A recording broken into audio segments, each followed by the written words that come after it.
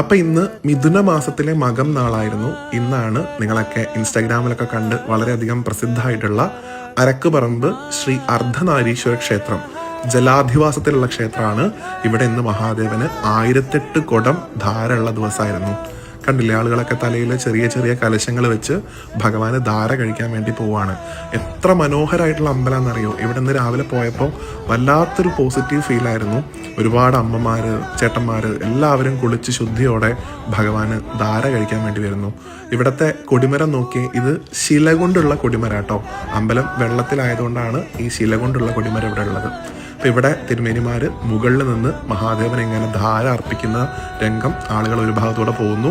ഭഗവാന് ഓരോ കുടവും താഴെ ഭഗവാന്റെ വിഗ്രഹത്തിലേക്ക് ഇങ്ങനെ ധാരയായിട്ട് ഒഴിക്കുന്ന ആ കാഴ്ച കണ്ടു കഴിഞ്ഞാൽ ഏതൊരു ശിവഭക്തനും ഒരു ആത്മനിർവൃതി ഇതൊക്കെ കൈവരിക്കാൻ സാധിക്കുന്ന നിമിഷമായിരുന്നു. അപ്പോൾ വളരെ നല്ലൊരു ദിവസമായിരുന്നു എന്ന്. എല്ലാവർക്കും താങ്ക് യു.